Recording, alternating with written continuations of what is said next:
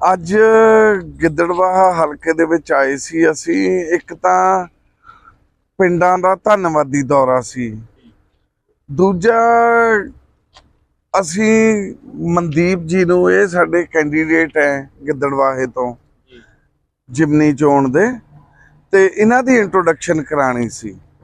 ਇਹ ਦੋ ਕੰਮ ਅਸੀਂ ਆਏ ਸੀ। ਸਵੇਰ ਤੋਂ ਅਸੀਂ ਵਾਹਵਾ 7-8 ਪਿੰਡਾਂ 'ਚ ਜਾ ਆਏ ਤੇ ਅਸੀਂ ਆਪਣਾ ਵੀ ਧੰਨਵਾਦੀ ਦੌਰਾ ਕਰ ਲਿਆ। ਇਹ ਵੀ ਸਾਡੇ ਨਾਲ ਪਿੰਡਾਂ ਦੇ ਵਿੱਚ ਸੀ, ਅਸੀਂ ਗ੍ਰਾਂਟਾਂ ਵੀ ਦਿੱਤੀਆਂ ਹੈ ਤੇ ਇਹਨਾਂ ਦੀ ਇੰਟਰੋਡਕਸ਼ਨ ਵੀ ਕਰਵਾਈ। ਬਾਪੂ ਜੀ ਵੀ ਸਾਡੇ ਨਾਲ ਸੀਗੇ ਸਵੇਰ ਤੋਂ, ਮਤਲਬ ਅਸੀਂ ਤਿੰਨੇ ਚਾਰੇ ਜਣੇ, ਸਾਰੀ ਟੀਮ ਸਾਡੀ ਪਿੰਡ 'ਚ ਹੀ ਪਿੰਡਾਂ 'ਚ ਹੀ ਵਰਕ ਕਰਦੀ ਸੀ।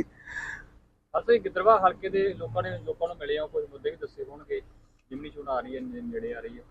ਨਹੀਂ, ਕੋਈ ਨਹੀਂ, ਮੁੱਦੇ ਤਾਂ ਉਹਨਾਂ ਨੇ ਕਿਹਾ ਬਈ ਜੀ ਬਾਕੀਆਂ ਤੋਂ ਤਾਂ ਸਭ ਦਾ ਮਨ ਉੱਠ ਗਿਆ ਹੈ ਬਈ। ਉਹ ਕਹਿੰਦੇ ਬਈ ਤੁਸੀਂ ਜਿਹੜਾ ਕੈਂਡੀਡੇਟ ਦਿੱਤਾ ਹੈ ਬਈ, ਇਸ ਤੋਂ ਵਧੀਆ ਕੈਂਡੀਡੇਟ ਕਿਸੇ ਵੀ ਪਾਰਟੀ ਕੋਲ ਨਹੀਂ ਹੈ।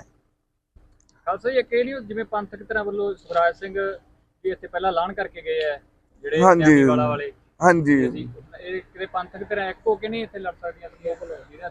ਅਸੀਂ ਜੀ ਗੱਲ ਕਰ ਲਾਂਗੇ ਉਹਨਾਂ ਨਾਲ ਵੀ ਕੀ ਗੱਲ ਬਣਦੀ ਹੈ। ਕੋਈ ਗੱਲ ਨਹੀਂ, ਅਸੀਂ ਗੱਲ ਕਰ ਲਾਂਗੇ।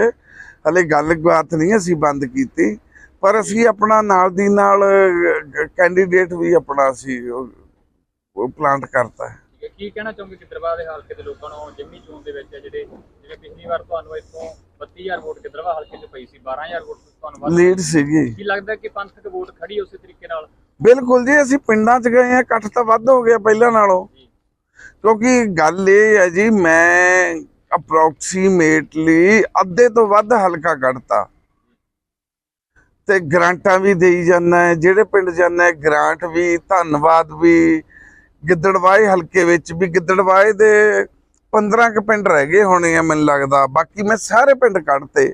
7-8 ਪਿੰਡ ਕੱਲ ਨੂੰ ਕੱਢ ਦੂੰਗਾ, ਫਿਰ 2 ਦਿਨਾਂ ਬਾਅਦ 1 ਦਿਨ ਹੋਰ ਰੱਖ ਕੇ 7-8 ਹੋਰ ਕੱਢ ਦੂੰਗਾ। ਮੈਂ ਟੋਟਲ ਏਰੀਆ ਗਿੱਦੜਬਾਹੇ ਦੇ A to Z ਸਾਰੇ ਪਿੰਡ ਕੱਢ ਦੇਣੇ ਆ।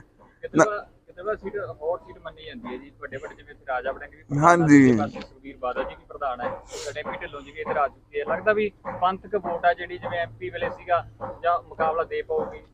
ਬਿਲਕੁਲ ਜੀ, ਬਿਲਕੁਲ। ਮੁਕਾਬਲਾ ਕੀ, ਜਿੱਤੂਗਾ। ਮੁਕਾਬਲੇ ਵਾਲੀ ਕਿਹੜੀ ਗੱਲ ਹੈ? ਦੀਪ ਸਿੱਧੂ ਦਾ ਬ੍ਰਦਰ ਹੈ, ਕੌਮ ਨੂੰ ਜਗਾਉਣ ਵਾਲਾ, ਜਿਹਨੇ ਜਾਗ ਲਾਇਆ ਕੌਮ ਨੂੰ ਜਗਾਇਆ ਹੈ, ਦੀਪ ਸਿੱਧੂ ਨੇ, ਉਹਨਾਂ ਦਾ ਬ੍ਰਦਰ ਹੈ। ਇਹ ਜਿੱਤਣਗੇ ਜੀ। ਇਹ